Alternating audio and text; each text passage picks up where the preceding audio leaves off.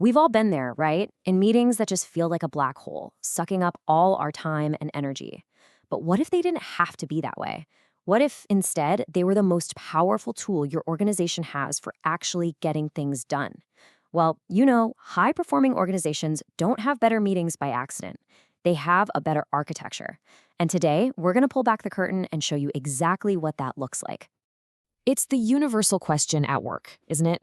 We spend hours of our lives in these meetings, and so often we walk away feeling like absolutely nothing was accomplished. We just jump from one vague discussion to the next, and there are no clear decisions. It's it's a huge source of frustration, but the real problem might not be what you think. And here it is. This is the key insight. A bad meeting isn't just a one-off thing. It's a symptom. The real culprit is the absence of a system, a deliberate structure for how, when, and most importantly, why your organization meets. Without that structure, you get chaos. That's exactly where this idea of an invisible architecture comes in. Look, the most successful organizations out there, they do not leave their performance to chance. They build a powerful underlying framework that guides every bit of their execution and all their decision-making. And that framework has a name: execution rhythms. The best way to think about it is it's the operating system for your company's performance. It's this deliberate cadence of interactions and reviews, meetings, basically, that make sure everyone is aligned and everyone is accountable. You can't see it, but it shapes the quality and speed of every single decision that gets made. So how do you actually build this architecture? Well, it all starts with a really strong backbone, a structured, consistent cadence of operating reviews. This ensures that performance is tracked regularly and that accountability is crystal clear.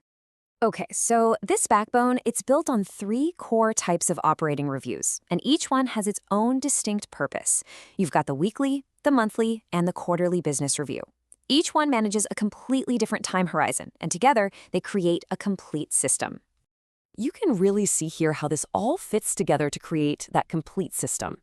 The weekly business review, the WBR, that's for the here and now. We're talking tactical execution, putting out immediate fires. Then the MBR, the monthly, zooms out a little bit to analyze trends and figure out where to put resources. And finally, the QBR, that elevates the whole conversation up to strategic outcomes and long-term priorities. So altogether, they give leaders a way to manage across every single time horizon, all at the same time. But listen, just having these reviews in your calendar, that's not enough. That's just the skeleton.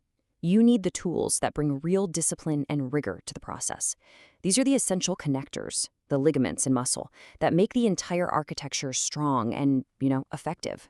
And it all comes down to three pretty simple but totally non-negotiable pillars of discipline. Number one, crisp agendas to guide the conversation. Number two, decision logs to create a memory.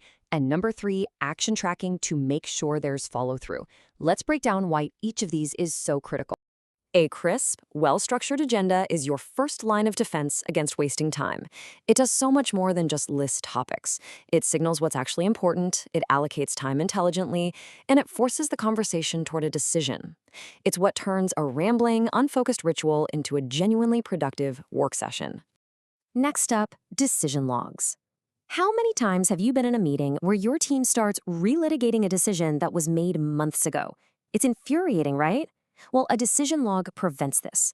By capturing what was decided, why it was decided, and who decided it, you create a powerful institutional memory. It hardwires accountability into the system and ensures you're always building on past decisions, not just repeating them over and over.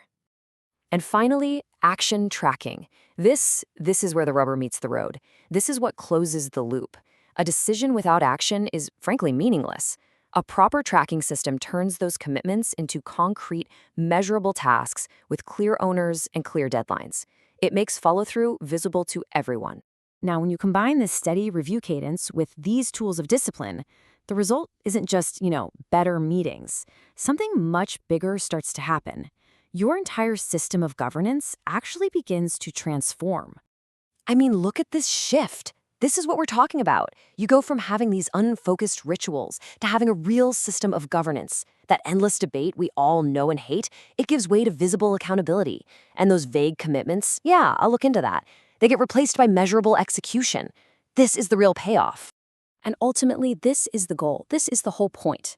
Your meetings stop being the thing that everyone dreads. Instead, they become the very engine that drives alignment, that speeds up decision-making, and that guarantees follow-through across the entire organization. And the ultimate prize for all this work? Well, it's a company that just runs better, from top to bottom. You get agility, but you get it with discipline. You create a culture that's built on transparency and accountability.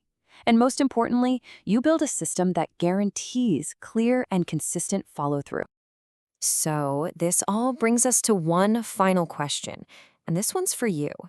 Take a hard look at how your own teams meet and make decisions. Is it just a series of random, isolated events? Or can you actually see a deliberate, invisible architecture at work? Because designing one might just be the most important thing you ever do.